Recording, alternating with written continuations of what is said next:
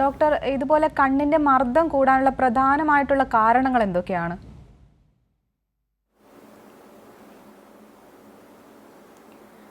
നേരത്തെ ഞാൻ പറഞ്ഞല്ലോ, കണ്ണിൽ മർദ്ദം ബാലൻസ് ചെയ്ത് നിർത്തുന്നത് ഒന്നുകിൽ ഈ അക്വസ് ഹ്യൂമർ എന്ന് പറഞ്ഞ ദ്രാവകത്തിൻ്റെ ഉൽപ്പാദനം കൂടുക, അല്ലെങ്കിൽ ഈ അക്വസ് ഹ്യൂമർ എന്ന് പറഞ്ഞ ദ്രാവകം ഒഴുകിപ്പോകുന്നതിന് തടസ്സമുണ്ടാകുക.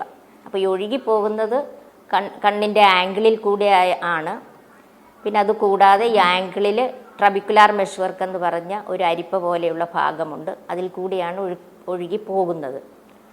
പ്രധാനമായും കാരണം ഈ തടസ്സപ്പെടുത്തുന്നതാണ്. അക്വസ് ഹ്യൂമർ എന്ന ദ്രാവകത്തിൻ്റെ ഒഴുകിപ്പോക്കിനെ തടസ്സപ്പെടുത്തുന്നതാണ്. അതിൽ ഒന്നുകിൽ ആംഗിള് പൂർണ്ണമായോ അല്ലെങ്കിൽ ഭാഗികമായോ അടഞ്ഞു പോകുക, അല്ലെങ്കിൽ ഈ അരിപ്പ പോലെയുള്ള ട്രബിക്കുലാർ മെഷ്വർക്ക് എന്ന് പറഞ്ഞ ഭാഗത്തിന് അതിൻ്റെ പ്രവർത്തനക്ഷമത നഷ്ടപ്പെട്ടുകൊണ്ടിരിക്കുക ക്രമാതീതമായി, അല്ലെങ്കിൽ അതിന് പരിക്ക് പറ്റുക. ഈ രണ്ട് കാരണങ്ങളാണ് കണ്ണിൻ്റെ മർദ്ദം കൂടാനുള്ള കാരണങ്ങൾ.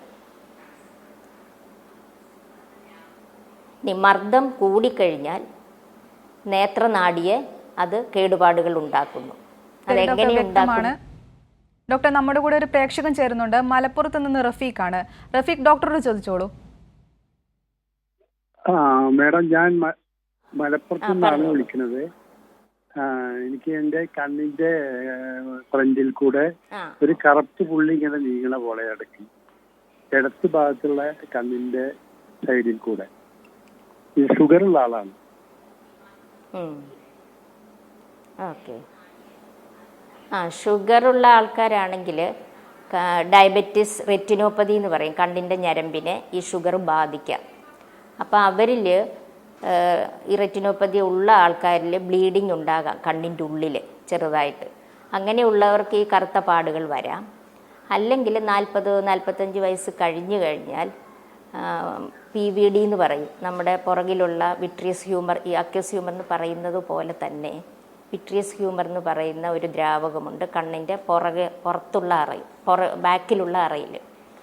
അത് ചെറിയ ഭാഗം ഈ നേത്രനാഡിയിലോട്ട് അറ്റാച്ച് ചെയ്തിരിക്കുകയാണ്. അപ്പോൾ അവിടുന്ന് വിട്ടുപോയാലും ഈ കണ്ണിൻ്റെ മുന്നിൽ കറുത്ത പാടുകൾ കാണാം. അപ്പോൾ അതൊരു നേത്രരോഗ വിദഗ്ധനെ കണ്ടാലേ അത് കറക്റ്റായിട്ട് നമുക്ക് മനസ്സിലാകുകയുള്ളൂ.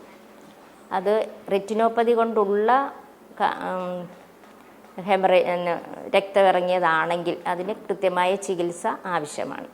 ശരി ഡോക്ടർ, പ്രേക്ഷകന് വ്യക്തമായെന്ന് പ്രതീക്ഷിക്കുന്നു.